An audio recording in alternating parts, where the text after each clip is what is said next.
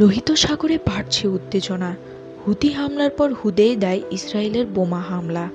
হুদেইদায় Yemen. লোহিত সাগরে Iran সমর্থিত Houthi বিদ্রোহীদের ক্ষেপণাস্ত্র হামলার ঠিক একদিন পরেই ইয়েমেনের গুরুত্বপূর্ণ হুদেইদা বন্দরে বোমা হামলার খবর পাওয়া গিয়েছে।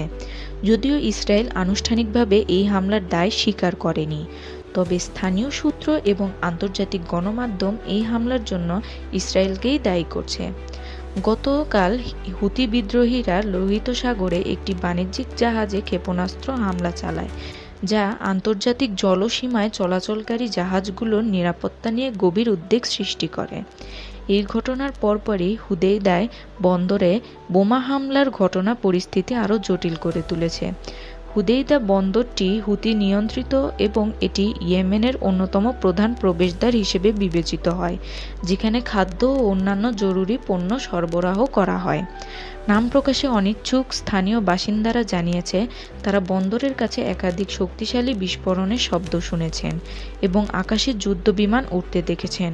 তাৎক্ষণিকভাবে হতাহতের কোনো খবর পাওয়া না গেলেও বন্দরের অবকাঠামোগত ক্ষতির আশঙ্কা করা হয়েছে।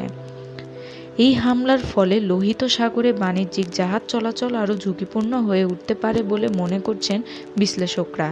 হুথি বিদ্রোহীদের লাগাতার হামলা এবং তার জবাবে ইসরায়েলের সম্ভাব্য এই পদক্ষেপ আঞ্চলিক স্থিতিশীলতার জন্য বড় হুমকি হয়ে দাঁড়িয়েছে।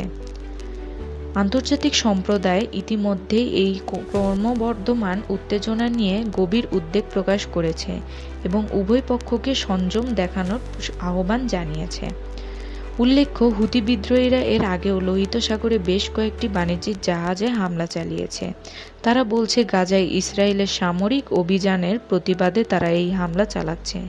অন্যদিকে ইসরায়েল বরাবরই হুথিদের এই কর্মকাণ্ডকে ইরান প্রচলিত সন্ত্রাসবাদ হিসেবে আখ্যায়িত করেছে এবং নিজেদের জাহাজ ও বাণিজ্যিক স্বার্থ রক্ষায় প্রয়োজনীয় পদক্ষেপ নেওয়ার কথা জানিয়েছে।